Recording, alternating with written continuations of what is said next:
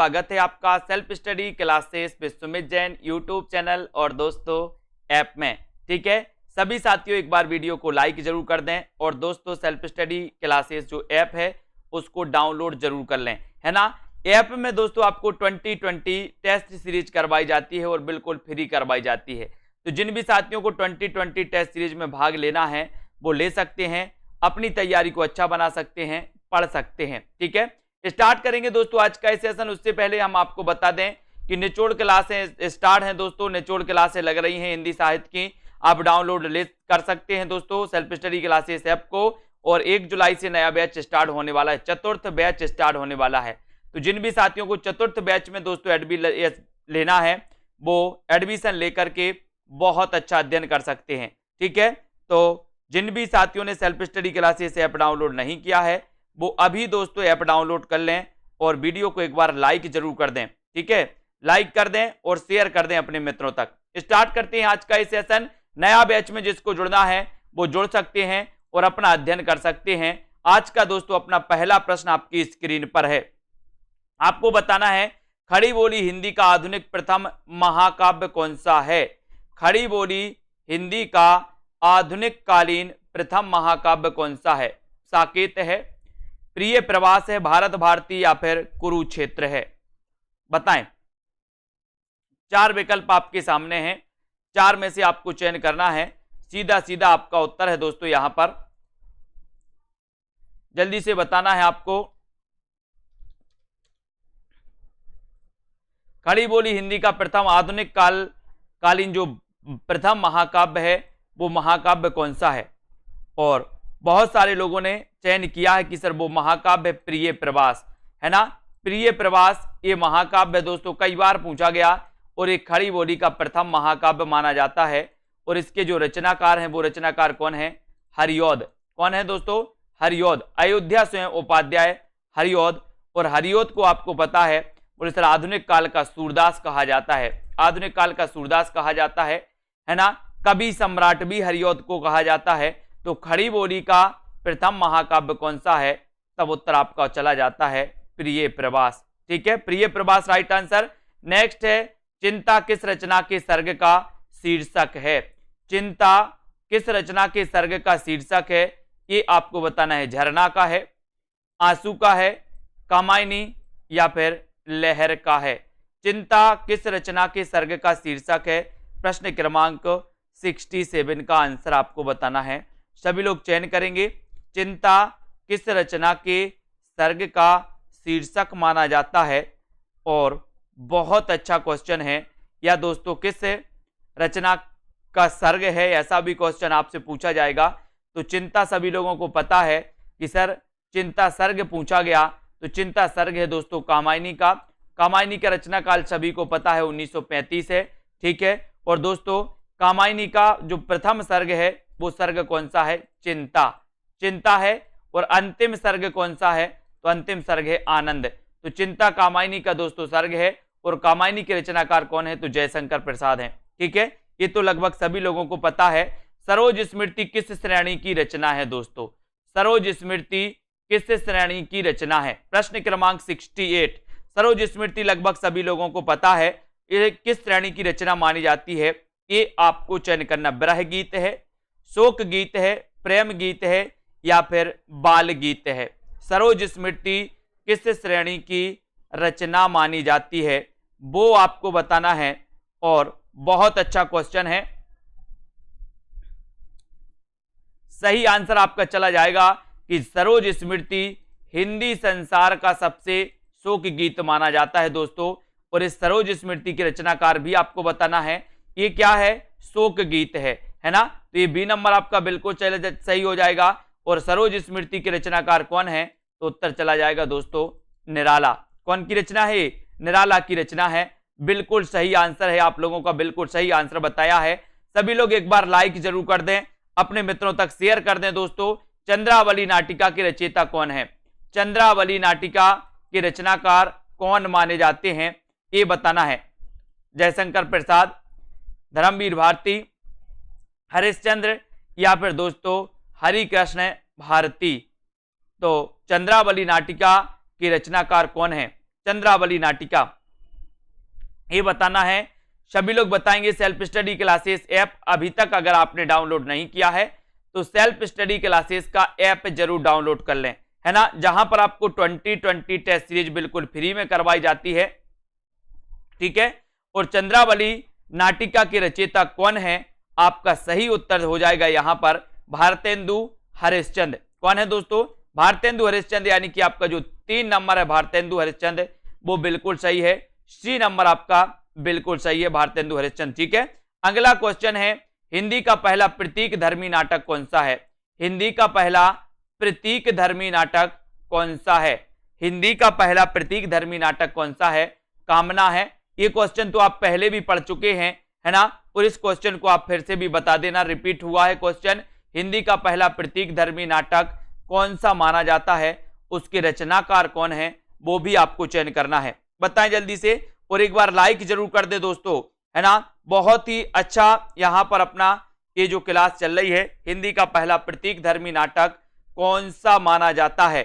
और very good answer आया है, सभी लोगों का आंसर आया है कि सर कामना, कामना नाटक हिंदी का पहला प्रतीक धर्मी नाटक है। और ये नाटक है दोस्तों किसका? जयशंकर प्रसाद का, ठीक है, जयशंकर प्रसाद का। साहित्यकार की आस्था तथा अन्य निबंध, बहुत बढ़िया प्रश्न है। साहित्यकार की आस्था तथा अन्य निबंध की रचनाकार कौन है? बताएं, साहित्यकार की आस्था तथा अन्य निबंध की रचनाकार कौन है? ये क्वेश्चन तो कई बार आया है। साहित्यकार की आस्था तथा अन्य निबंध जयशंकर प्रसाद हैं, अज्ञेय हैं, हजारी प्रसाद द्विवेदी या फिर महादेवी वर्मा। साहित्यकार की आस्था तथा अन्य निबंध की रचना किसने की? ये रचना आपको बताना है। बताइए, साहित्यकार की आस्था तथा अन्य निबंध के रचनाकार कौन माने जाते हैं? कमेंट में लिखना है दोस्तों। इतना अच्छा क्वेश्चन आपके लिए दिया गया है और आपका बिल्कुल सही आंसर आया है। देखते हैं कौन कौन सही आंसर बता पाता है। साहित्यकार की आस्था तथा अन्य निबंध की जो रचना की है वो किसने की है दोस्तों? साहित्यकार की आस्था तथा अन्य निबंध की रचनाकार हैं दोस्तों महादेवी वर्मा। महादेवी वर्मा, यानी कि आपका जो डी नंबर है, 4 नंबर है, वो बिल्कुल सही हो जाएगा। डी नंबर, साहित्यकार की आस्था तथा अन्य निबंध, ये महादेवी वर्मा, ठीक है, वेरी गुड, बहुत बढ़िया आंसर। अगला क्वेश्चन यहां पर आपको बताना है, ललित निबंधकार के रूप में किसे प्रसिद्धि मिली, है ना। ये क्वेश्चन भी हो चुका है 72 का। अगला क्वेश्चन देखते हैं, आचरण की सभ्यता निबंध के लेखक कौन है? आचरण की सभ्यता ये किसका निबंध है? आचरण की सभ्यता निबंध के लेखक कौन माने जाते हैं? चंद्रधर शर्मा गुलेरी, अध्यापक पूर्ण सिंह, हजारी प्रसाद द्विवेदी या फिर श्याम सुंदर दास। आचरण की सभ्यता तथा अन्य निबंध, बताएं, अन्य निबंध की रचनाकार कौन है? आचरण की सभ्यता तथा अन्य निबंध के लेखक कौन माने जाते हैं? चंद्रधर शर्मा गुलेरी माने जाते हैं, अध्यापक पूर्ण सिंह माने जाते हैं, हजारी प्रसाद द्विवेदी माने जाते हैं या फिर श्याम सुंदर दास माने जाते हैं। तब सीधा आंसर आपका जाता है दोस्तों, कहां जाता है? बोले सर अध्यापक पूर्ण सिंह। अध्यापक पूर्ण सिंह, यानी कि आपका जो बी नंबर है वो बिल्कुल सही है। 2 नंबर, आचरण की सभ्यता निबंध के लेखक तो आपको पता ही हो गया, अध्यापक पूर्ण सिंह, है ना। बोले अध्यापक में आचरण की सभ्यता होनी चाहिए। अब अध्यापक में काय की? आचरण की सभ्यता, तो आचरण की सभ्यता निबंध अध्यापक पूर्ण सिंह की हो जाएगी रचना, है ना, निबंध हो जाएगा, ठीक है, वेरी गुड। नेक्स्ट प्रश्न है, आषाढ़ का एक दिन, आषाढ़ का एक दिन के रचनाकार कौन है? आषाढ़ का एक दिन बताना है आपको कि लेखक कौन है, कि नाट्य कृति किसकी है दोस्तों? आषाढ़ का एक दिन नाट्य कृति के रचनाकार कौन माने जाते हैं? इतना अच्छा क्वेश्चन आपको दिया गया है। मोहन राकेश हैं, रामकुमार वर्मा है, धर्मवीर भारती या फिर श्याम सुंदर दास। आषाढ़ का एक दिन की रचना किसकी है? आषाढ़ का एक दिन,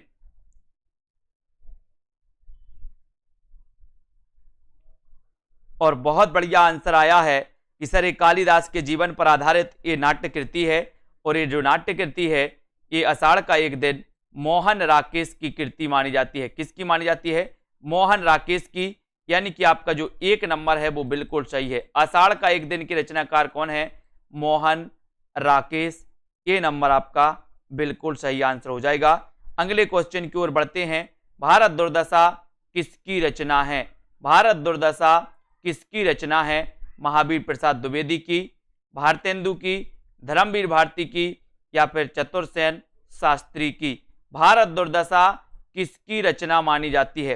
भारत दुर्दशा के रचनाकार कौन माने जाते हैं? बताइए, भारत दुर्दशा किसकी कृति है? बहुत अच्छा क्वेश्चन है, सभी लोग लाइक जरूर करिएगा।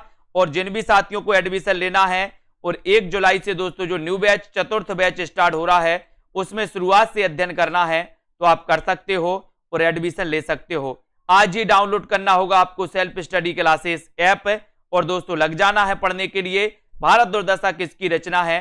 तब आपका बिल्कुल सही आंसर चला जाता है भारतेंदु हरिश्चंद्र। जन्म कब हुआ था? 1850 में। मृत्यु कब हुई थी? 1835 में, है ना? ये भी आपको पता है। इनकी खड़ी बोली की रचनाओं का संग्रह कौन सा है? फूलों का गुच्छा। लेकिन भारत दुर्दशा किसकी रचना है? भारतेंदु हरिश्चंद्र की। ठीक है, वेरी गुड। नेक्स्ट है, नंद ब्रज लीजे ठो की बजाय, पंक्ति किस कवि की है? नंद ब्रज लीजे ठो की बजाय, ये पंक्ति किस कवि की है? सूरदास की है, नंददास की है, कृष्णदास की है, या फिर परमानंद दास की है? नंद ब्रज लीजे ठो की बजाय, इस पंक्ति के रचनाकार आपको बताना ये पंक्ति किसकी है। पंक्ति पूछ ली गई आपसे, इस पंक्ति के रचनाकार कौन है? ये जो पंक्ति है ये पंक्ति किसकी है? ये पंक्ति किसकी है बताइए। और बहुत अच्छा आंसर आ रहा है कि सर ये जो पंक्ति है ये पंक्ति किसकी है? सूरदास की। किसकी है? सूरदास की है। ठीक है, ये आपका जो 1 नंबर है दोस्तों, ये नंबर आपका बिल्कुल सही हो जाएगा। नंद ब्रज लीजे ठो की बजाय, पंक्ति सूरदास की, 1 नंबर आपका बिल्कुल सही। ठीक है, वेरी गुड। नेक्स्ट प्रश्न है, नरोत्तम दास की प्रसिद्ध रचना का नाम क्या है? नरोत्तम दास, इतना अच्छा क्वेश्चन आपसे पूछा गया है। नरोत्तम दास की प्रसिद्ध रचना कौन सी है?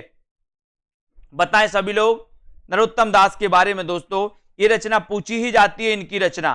ठीक है, और सभी लोग लाइक कर दें, एक बार अपने मित्रों तक शेयर भी कर सकते हैं, है ना? और दोस्तों एक क्लास अपनी रोज रात्रि 9 बजे होती है। नरोत्तम दास की प्रसिद्ध रचना आपसे पूछी गई है कि इस रचना का नाम क्या है, तो वो रचना आपको बताना है। और बहुत अच्छा क्वेश्चन आपका उत्तर चला जाता है कि सर नरों में उत्तम है सुदामा, नरों में उत्तम है सुदामा। तो नरोत्तम दास की रचना है सुदामा चरित। सुदामा चरित के रचनाकार कौन है? तो नरोत्तम दास। ठीक है, ये कई बार रचना पूछी गई, भूलना नहीं है अपन को। सुजान सागर के लेखक कौन है? सुजान सागर पूछ लिया गया आपसे। तो सुजान सागर तो लगभग सभी लोगों को पता है कि सर ये घनानंद की रचना है। अगला हिंदी साहित्य के संदर्भ में गारसा दत्तासी का किस रूप में उल्लेख किया गया? बहुत अच्छा क्वेश्चन। हिंदी साहित्य के संदर्भ में गारसा दत्तासी का किस रूप में उल्लेख किया गया आपको बताना है। और गारसा दत्तासी का जो ग्रंथ है वो ग्रंथ कौन सा है? गारसा दत्तासी का ग्रंथ कौन सा है आपको बताना है। कौन सा ग्रंथ है दोस्तों इनका? बताएं।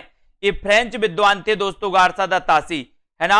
अब इनका ग्रंथ भी आपको बताना है कौन सा ग्रंथ है, और ये जो है इनका जो उल्लेख किया जाता है वो किस रूप में किया जाता है ये भी आपको बताना है। काव्यकार के रूप में, निबंधकार के रूप में, समालोचक के रूप में, या फिर इतिहासकार के रूप में। और सीधा सीधा आंसर है कि सर ये जो है इतिहासकार के रूप में जाने जाते हैं, है ना? इतिहासकार के रूप में। इस्तवारदाला लेतुतुर हिंदू हिंदुस्तानी इनका ग्रंथ है। फ्रेंच भाषा में दोस्तों इन्होंने हिंदी साहित्य के इतिहास को लेखन, है ना, लिखने का सर्वप्रथम प्रयास किया था और इतिहासकार माने जाते हैं, यानी कि दोस्तों साहित्य इतिहासकार। ठीक है, यहां पर आ जाते आचार्य रामचंद्र शुक्ल ने किस कवि को कठिन काव्य का प्रेत कहा? कठिन काव्य का प्रेत किसे कहा? आचार्य रामचंद्र शुक्ल ने किस कवि को कठिन काव्य का प्रेत कहा? यह क्वेश्चन आपसे पूछा गया। बताएं किस कवि को कहा कठिन काव्य का प्रेत? भूषण को, केशव को, देव, या फिर पद्माकर को? किसको कहा? रामचंद्र शुक्ल ने किस कवि को कठिन काव्य का प्रेत कहा है? किस कवि को कहा है? भूषण, केशव, देव, या फिर पद्माकर? और सीधा उत्तर जाता है कि आचार्य रामचंद्र शुक्ल ने कठिन काव्य का प्रेत कहा है किसको? केशव दास को। किसको कहा है? केशवदास, यानी कि आपका जो बी नंबर है केशवदास आपका बिल्कुल सही हो जाएगा। 2 नंबर आपका बिल्कुल सही हो जाएगा। ठीक है, वेरी गुड। अगला क्वेश्चन है, कौन सा नाटक जयशंकर प्रसाद द्वारा रचित है? कौन सा नाटक जयशंकर प्रसाद द्वारा रचित है? बताएं। जयशंकर प्रसाद के आपने नाटक पढ़े हैं दोस्तों, बहुत सारे नाटक आपने पढ़े हैं, है ना। सज्जन पढ़ा है, राजश्री पढ़ा है, ध्रुव सौमनी है क्या इनका? बताइए। कामना नाटक इनका पढ़ा है जयशंकर प्रसाद का। तो जयशंकर प्रसाद का नाटक आपको बताना है कि कौन सा नाटक है। कृष्ण अर्जुन युद्ध तो आपको पता है, माखनलाल चतुर्वेदी का है कृष्ण अर्जुन युद्ध, है ना, है क्या? तो यहां पर जयशंकर प्रसाद का दोस्तों ध्रुव सौमनी, ध्रुव सौमनी यानी कि आपका जो 1 नंबर है ध्रुव सौमनी, वो बिल्कुल सही है। ठीक है, सही आंसर लगाया आपने, वेरी गुड। नेक्स्ट है, नाटक में कितने रसों का परिपाक माना जाता है दोस्तों? कितने रसों का परिपाक माना जाता है नाटक में? बताएं। 2, 7, 7 या फिर 8 या 10? नाटक में कितने रसों का परिपाक माना जाता है? आपने दोस्तों पढ़ा होगा कि नाट्य शास्त्र के रचनाकार कौन है? बोले सर भरत मुनि। कौन है? भरत मुनि, है ना। भरत मुनि में नाट्य शास्त्र में दोस्तों कितने ग्रंथों का, कितने रसों का उल्लेख किया? बोले सर 8 रसों का उल्लेख किया। ठीक है, तो नाट्य शास्त्र में कितने रसों का परिपाक माना जाता है, ये आपसे पूछा गया, तब आपका सीधा उत्तर चला जाता है 8 रसों का। कितने रसों का? 8 रसों का परिपाक माना जाता है, इसका आपका उत्तर हो जाएगा। कवियों में से भारतेंदु युगीन कौन है? यानी कि आपको बताना है कि भारतेंदु युग का कवि कौन सा है? कौन सा है भारतेंदु युग का कवि? चयन करें। भारतेंदु मंडल के कवि भी आपने पढ़े होंगे दोस्तों। भारतेंदु युगीन कवि आपको बताना है प्रश्न क्रमांक 83 में। और ऐसे कौन से साथी हैं जिनने अभी self study classes app download नहीं किया? वो सभी साथी सेल्फ स्टडी क्लासेस ऐप को जरूर डाउनलोड करें। निम्नलिखित कवियों में से भारतेंदु युगीन कौन है, ये आपसे पूछा गया, तब आपका उत्तर चला जाएगा। भारतेंदु युगीन जो हैं वो बद्री नारायण चौधरी प्रेमघन हैं, यानी कि आपका 2 नंबर बिल्कुल सही हो जाएगा। 2 नंबर आपका बिल्कुल सही हो जाएगा। ठीक है, बद्री नारायण चौधरी प्रेमघन 2 आपका बिल्कुल सही, वेरी गुड। यहां पर आ जाते हैं, एक पत्नी के नोट्स किसकी रचना है? एक पत्नी के नोट्स किसकी रचना है? ममता कालिया की, चित्रा मुदगल की, मेहरुन्निसा परवेज की, या फिर मंजुल भगत की? एक पत्नी के नोट्स कृति के रचनाकार कौन है? एक पत्नी के नोट्स ये किसकी रचना है? ममता कालिया की है क्या? चित्रा मुदगल की है क्या? मेहरुन्निसा परवेज या फिर मंजुल भगत की? एक पत्नी के नोट्स, इतना अच्छा क्वेश्चन आया है। आपने पढ़े हैं एक पति के नोट्स और एक पत्नी के नोट्स, है ना। यहां पर आपसे एक पत्नी के नोट्स पूछा गया, तो आप क्या बताओगे? बोले सर एक पत्नी के नोट्स ये जो रचना है, ये रचना है किसकी? ममता कालिया की। ठीक है, ममता कालिया यानी कि 1 नंबर आपने लगाया, वो बिल्कुल सही है। और एक पति के नोट्स ये रचना किसकी है, आपको बताना है कमेंट में। एक पति के नोट्स के रचनाकार कौन है? लाल पसीना उपन्यास के लेखक कौन है दोस्तों? लाल पसीना उपन्यास के लेखक कौन माने जाते हैं? लाल पसीना, बताएं। लाल पसीना ये उपन्यास किसका है? महेंद्र भल्ला। एक पति के notes Mahendra Bhalla, very good. Lal Pasina उपन्यास के लेखक कौन हैं? लाल पसीना ये उपन्यास किसका है? रामदेव धुरंधर का, अभिमन्यु अनंत का, है ना, मेहरुन्निसा परवेज का, या फिर मंजुल भगत का? लाल पसीना। देखते हैं कौन कौन उत्तर सही बताता है।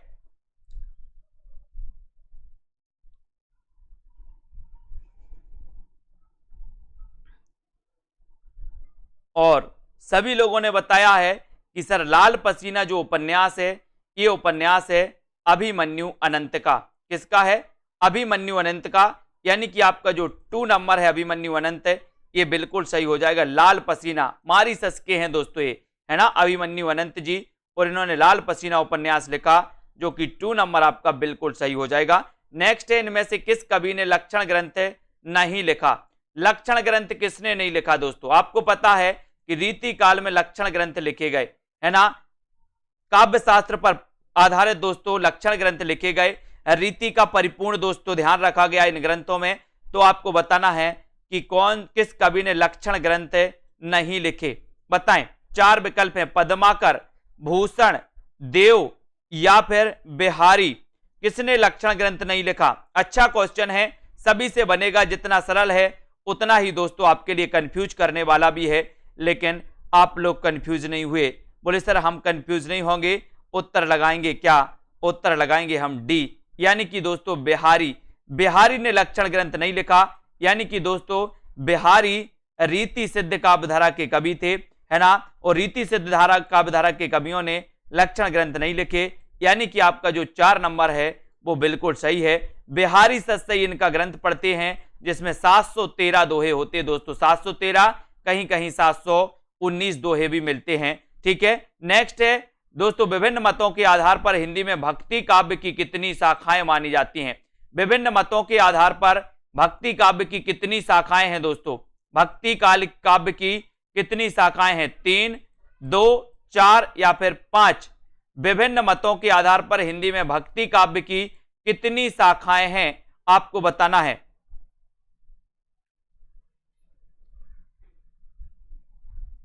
विभिन्न मतों के आधार पर हिंदी में भक्ति काव्य की कितनी शाखाएं मानी जाती हैं? तो दोस्तों यहां पर आपको याद रख लेना है, अगर इस प्रकार से क्वेश्चन पूछा जाता है तब आपका उत्तर चला जाता है दोस्तों, कितनी शाखाएं हैं? बी, बहुत बढ़िया, 2 शाखाएं। कितनी शाखाएं हैं? 2 शाखाएं हैं। ठीक है, यहां पर आपको याद रख लेना, यहां आपसे सगुण और निर्गुण ही पूछा गया है ना।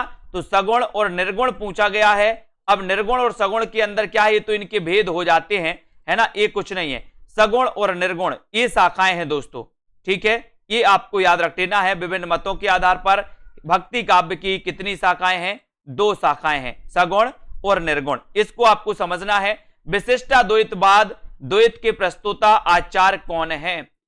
विशिष्टाद्वैत के प्रस्तोता आचार्य कौन है? यानी कि दोस्तों आपको बताना है कि विशिष्टाद्वैतवाद के प्रवर्तक कौन हैं? बताइए, विशिष्टाद्वैतवाद के प्रवर्तक कौन माने जाते हैं, ये आपको बताना है। बताएं, सभी लोग लाइक जरूर कर दें। विशिष्टाद्वैतवाद, और मैंने कई बार आपको बताया है कि विशिष्ट कौन है, विशिष्ट कौन है, तो आपका राइट आंसर चला जाएगा। बोले सर विशिष्टाद्वैतवाद या विशिष्ट कौन है? तो कौन है? बहुत बढ़िया आंसर आया सभी लोगों का। बोले सर रामानुजाचार्य लगा दो, है ना। रामानुजाचार्य विशिष्टाद्वैतवाद के प्रवर्तक माने जाएंगे, और 1 नंबर आपका बिल्कुल सही हो जाएगा। ठीक है, बहुत बढ़िया। ब्रज भाषा का सबसे प्राचीन ग्रंथ कौन सा है? ब्रज भाषा का सबसे प्राचीन ग्रंथ कौन सा है? प्राकृत व्याकरण है, महाभारत कथा है, हरिश्चंद्र पुराण है, या फिर हरिवंश पुराण है। ब्रज भाषा का सबसे प्राचीन ग्रंथ कौन सा है आपको बताना है। ब्रज भाषा का सबसे प्राचीन ग्रंथ कौन सा है, जल्दी से बताएं सभी लोग। बहुत अच्छा क्वेश्चन है यहां पर। ब्रज भाषा का दोस्तों, है ना, प्राचीन ग्रंथ कौन सा माना जाता है? तो ये प्राचीन ग्रंथ है दोस्तों कौन सा? प्राकृत व्याकरण। प्राकृत व्याकरण एक ग्रंथ है। ये आपका 1 नंबर बिल्कुल सही हो जाएगा यहां पर, 1 नंबर। ठीक है, ये नंबर बिल्कुल सही है। नेक्स्ट प्रश्न की ओर बढ़ते हैं। विज्ञान गीता के रचयिता कौन है? विज्ञान गीता के रचनाकार कौन है? सुंदरदास हैं, महाराज बीरबल हैं, है ना, या फिर दोस्तों नरोत्तम दास या केशव दास? विज्ञान गीता के रचयिता कौन है? विज्ञान गीता कई बार आपने पढ़ा है और आपको पता भी है। बहुत अच्छा क्वेश्चन है, वेरी गुड, बहुत बढ़िया।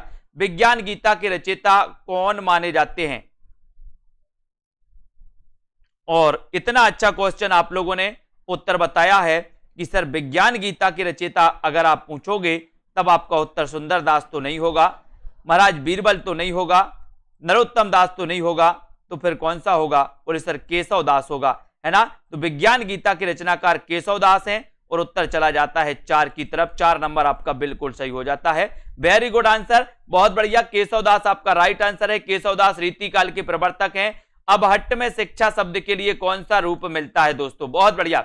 अबहट्ट में शिक्षा शब्द के लिए कौन सा रूप मिलता है? शिक्षा कहा जाता है इसे, शिक्षा कहा जाता है, शिक्षा कहा जाता है, या फिर दोस्तों शिक्षा कहा जाता है? क्या कहा जाता है शिक्षा के लिए, बताएं। अब हट्ट में शिक्षा के लिए क्या प्रयोग किया जाता है, कौन सा शब्द प्रयोग किया जाता है, ये आपको चयन करना है। चयन करिए सभी लोग। अब हट्ट में शिक्षा शब्द के लिए कौन सा प्रयोग होता है, और अधिकांश लोगों ने सही आंसर बताया है और वो बताया है शिक्षा। क्या? शिक्षा। 3 है ना, बिल्कुल राइट आंसर। अब हट्ट में शिक्षा शब्द के लिए शिक्षा शब्द का प्रयोग है और 3 नंबर आपका बिल्कुल सही है। सी नंबर आपका बिल्कुल सही है। Very good. नेक्स्ट है, मुल्ला दाऊद की भाषा क्या है? मुल्ला दाऊद की भाषा क्या है? पश्चिमी परंपरा से संप्रक्त शैली, साहित्यिक अवधि, या फिर दोस्तों पहाड़ी मिश्रित अवधि, या ठेठ अवधि? बताएं, मुल्ला दाऊद की भाषा क्या है? ऐसा क्वेश्चन अगर पूछा जाए आपसे तो आप क्या करेंगे? ऐसा क्वेश्चन अगर पूछा जाए आपसे तो आप क्या करेंगे? मुल्ला दाऊद की भाषा पूछी गई। मुल्ला दाऊद आपको पता है दोस्तों, इनकी चंदायन रचना है। कौन सी है? चंदायन। अगर आपसे कभी पूछा जाता है कि सूफी काव्यधारा के प्रथम कवि कौन है, तो मुल्ला दाऊद है ना। सूफी काव्यधारा की प्रथम रचना कौन सी है? तो चंदायन। और मुल्ला दाऊद की जो भाषा है वो भाषा कौन सी है दोस्तों? वो भाषा है ठेठ अवधि। कौन सी है? ठेठ अवधि। ठेठ अवधि आपको लगाना है। 4 नंबर आपका बिल्कुल सही है। Very good answer. बिल्कुल सभी लोगों ने ताकत से उत्तर लगाया है। हिंदी साहित्य के आदिकाल को सिद्ध सामंत युग नाम किसने दिया? बहुत बढ़िया क्वेश्चन। हिंदी साहित्य के आदिकाल को सिद्ध सामंत युग किसने कहा? ऐसे कितने साथी हैं जिन्होंने अभी तक self study classes app download नहीं किया? सभी लोग ऐप को डाउनलोड जरूर करें। हिंदी साहित्य के आदिकाल को सिद्ध सामंत युग नाम किसने दिया? सिद्ध सामंत युग आपको बताना है। इतना अच्छा क्वेश्चन है। राइट आंसर है सभी से बनेगा कि हिंदी साहित्य का आदिकाल पूछा गया, और राइट आंसर चला जाएगा राहुल सांकृत्यायन। ठीक है, राहुल सांकृत्यायन। हिंदी साहित्य का कोर्स दोस्तों आप 1099 में दोस्तों इसमें एडमिशन ले सकते हैं। 1 साल तक ये कोर्स आपके लिए वैलिड रहेगा, यानी कि 1 साल तक आप 1099 में पढ़ सकते हैं।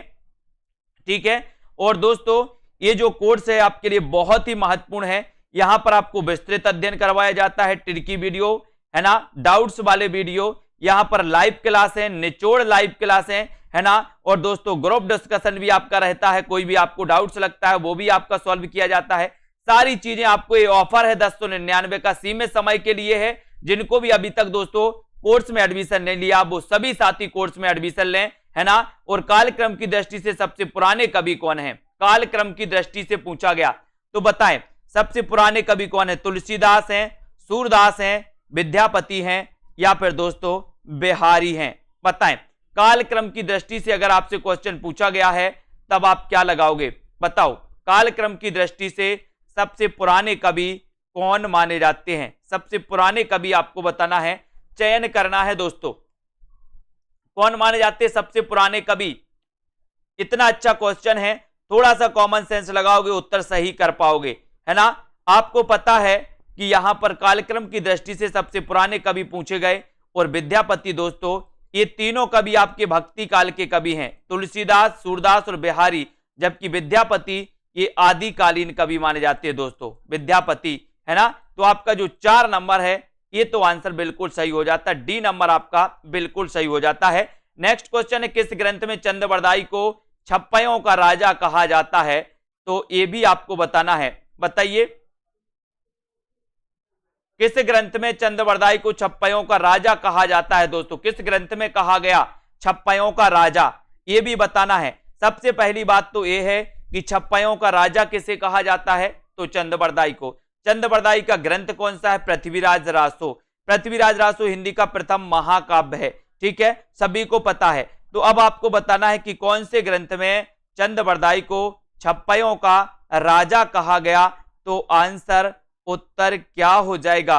उत्तर हो जाएगा दोस्तों आपका, क्या हो जाएगा? स्यो सिंह सरोज में। किसमें? स्यो सिंह सरोज में दोस्तों चंद्रबरदाई को छप्पयों का राजा कहा गया। और स्यो सिंह सरोज के रचनाकार कौन है?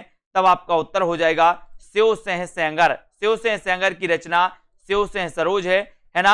हिंदी में हिंदी साहित्य का प्रथम इतिहास इसी को माना जाता है, स्यो सिंह सरोज को, अधिकांश विद्वानों के अनुसार, ठीक है। अगले क्वेश्चन की ओर बढ़ेंगे। सिवा को बखानो की बखानो छत्रसाल को, है ना, मैं सिवा का अर्थ क्या है? सिवा को बखानो की बखानो छत्रसाल को मैं, सिवा का अर्थ क्या है? शिवजी, शिवाजी, महादेव या फिर बालाजी? बताइए। सिवा को बखानो की बखानो छत्रसाल को मैं, सिवा का अर्थ क्या है? सिवा का अर्थ क्या है? शिवजी है, शिवाजी है, महादेव है या फिर बालाजी है? ये आंसर आपको चयन करना है। और इतनी अच्छी पंक्ति बताई गई है दोस्तों, है ना। सिवा का अर्थ क्या है? तो सिवा का अर्थ सभी को पता है कि सर इस सिवा का अर्थ है शिवाजी। सिवा का अर्थ क्या है? शिवाजी, है ना। तो ये आपका दूसरा नंबर बिल्कुल सही है। और ये पंक्ति किसकी है दोस्तों, ये भी आपको बताना है। सिवा को बखानो की बखानो छत्रसाल को, ये पंक्ति भी बताना है ये पंक्ति किसकी है। यहां पर तो उत्तर आपका 2 नंबर सही है। अति सूदो स्नेह को मार्ग है, जहां नेकु सयानप बाक नहीं। पंक्ति के लेखक कौन है? अति सूदो स्नेह को मार्ग है, जहां नेकु सयानप बाक नहीं। ये पंक्ति के रचनाकार कौन है? बताएं। मतीराम है, देव है, घनानंद है या फिर बिहारी है? अति सूदो स्नेह को मार्ग, आपको पता होगा दोस्तों कि यहां पर देखें कि रीति काल में हम देखते हैं कि रीति काल में दोस्तों एक रीति मुक्त काव्यधारा है। रीति मुक्त काव्यधारा में दोस्तों घनानंद जैसे कवि हैं, बोधा जैसे कवि हैं। घनानंद की प्रेमिका का सुजान नाम है और बोधा की प्रेमिका का सुभान नाम है। ये तो सभी को अच्छे से पता होगा। और अति सूदो स्नेह को मार्ग, ये जो पंक्ति है ये पंक्ति घनानंद की है। और उत्तर 3 की तरफ चला जाता है। सी नंबर आपका बिल्कुल सही हो जाता है। सभी लोग लाइक जरूर करें दोस्तों। नेक्स्ट प्रश्न है यहां पर, किस लेखिका ने पशु पक्षियों पर केंद्रित रचना की है? बताएं। पशु पक्षियों पर केंद्रित रचना की है और वो रचना कौन सी है वो भी आप बता देना। बताएं किस लेखिका ने पशु पक्षियों पर केंद्रित रचना की है? मतीराम, है ना, महादेवी, होमवती देवी या फिर बिहारी? यहां पर लेखिका पूछा गया तो यहां पर लेखिका होना था ऑप्शन में, लेकिन आपको बताना है कि किसने पशु पक्षियों पर केंद्रित रचना की है, ये आपको बताना है। अब यहां पर ऑप्शन आपके 2 बन जाते हैं दोस्तों, या तो महादेवी या होमवती, है ना। तब आपका उत्तर चला जाता है महादेवी वर्मा ने, है ना। यानी कि आपका बी नंबर बिल्कुल सही है। ठीक है, बी नंबर राइट आंसर। अगले क्वेश्चन की ओर बढ़ेंगे। भारतेंदु जी ने किस पत्रिका का संपादन किया था दोस्तों? बताएं। किस पत्रिका? मेरा परिवार, बिल्कुल सही है। मेरा परिवार में दोस्तों इन्होंने, है ना, बिल्कुल सही, बहुत बढ़िया। भारतेंदु जी ने किस पत्रिका का संपादन किया, ये आपको चयन करना है। सभी लोग लाइक जरूर करें दोस्तों, लाइक करते चलें, वीडियो को शेयर करते रहें अपने मित्रों को, अभ्यास करते रहें बिल्कुल दिल से, है ना। भारतेंदु जी ने किस पत्रिका का संपादन किया? 4 पत्रिकाएं यहां पर दिख रही हैं। किसका किया था बताएं, और उसका प्रकाशन वर्ष भी आपको बताना है ना। भारतेंदु जी ने किस पत्रिका का किया था? आपने बता दिया सर कवि बचन सुधा। अब आपको इसका प्रकाशन वर्ष भी बताना है। कवि बचन सुधा का प्रकाशन वर्ष क्या है? कवि बचन सुधा का प्रकाशन वर्ष क्या है, ये सभी लोग बताएंगे। पहले ये मासिक थी, फिर दोस्तों ये साप्ताहिक, पाक्षिक और फिर साप्ताहिक। इसका प्रकाशन वर्ष बताएंगे सभी लोग। और गोल्ड स्मिथ कृत दोस्तों ट्रेवलर का हिंदी अनुवाद, ट्रेवलर का अनुवाद किसने किया? गोल्ड स्मिथ की कृति ट्रेवलर का अनुवाद किसने किया?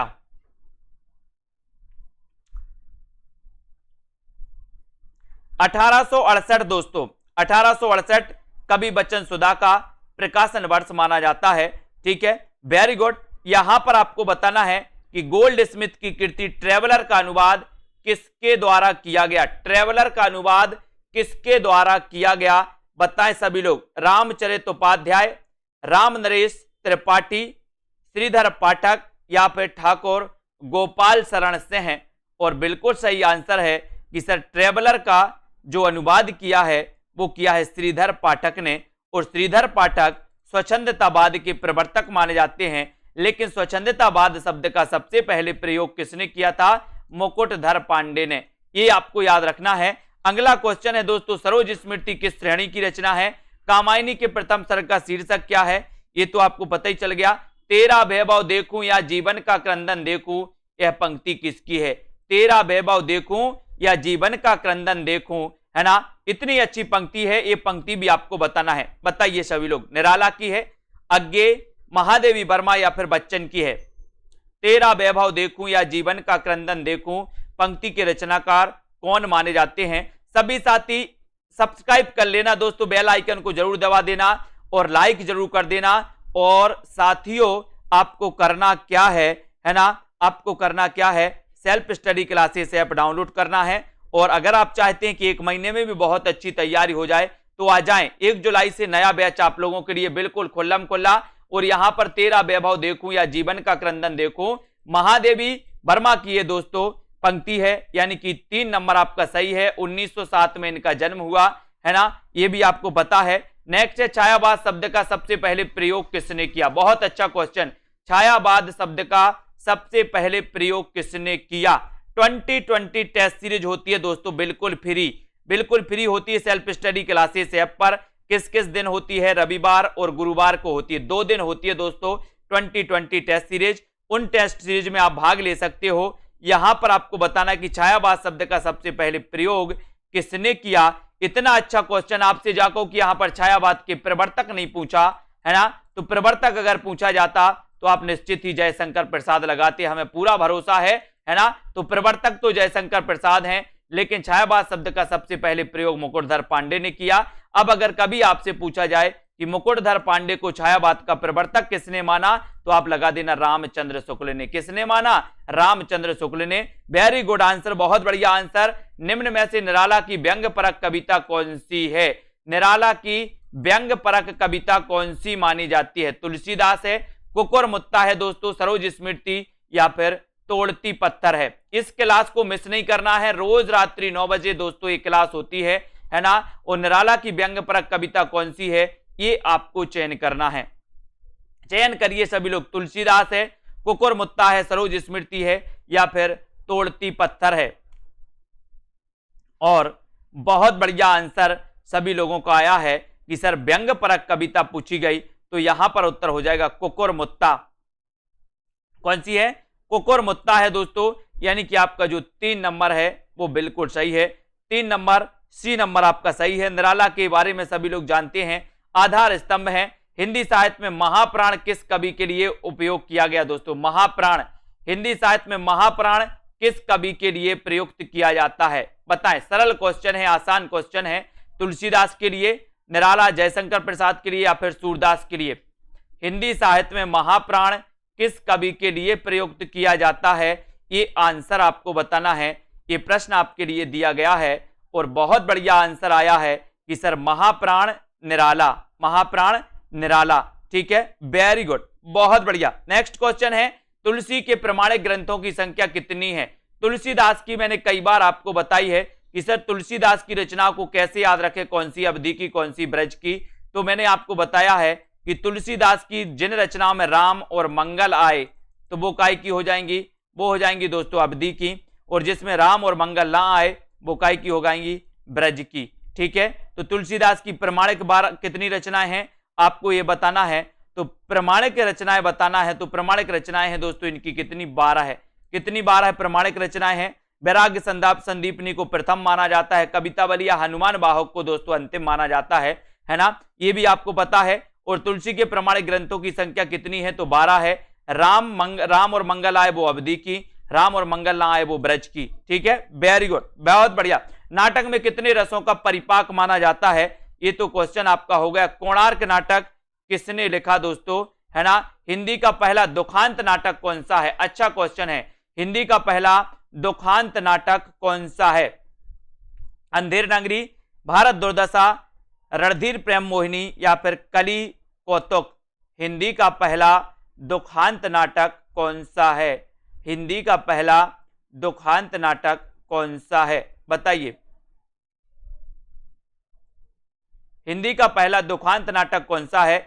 एक बार सभी लोग लाइक जरूर करना है, अपने मित्रों तक शेयर करें। इस क्लास में दोस्तों इसी प्रकार से क्लास चलती है अपनी रात्रि 9 बजे। सेल्फ स्टडी क्लासेस ऐप को डाउनलोड कर लें। और हिंदी का प्रथम दुखांत नाटक कौन सा, ये अगर आपसे पूछा गया तब आपको उत्तर लगाना है रणधीर प्रेम मोहिनी। रणधीर प्रेम मोहिनी, यानी कि 3 नंबर आपका बिल्कुल सही है। 3 नंबर आपका राइट आंसर है, वेरी गुड, बहुत बढ़िया। रणधीर प्रेम मोहिनी ये हो जाएगा दोस्तों दुखांत नाटक।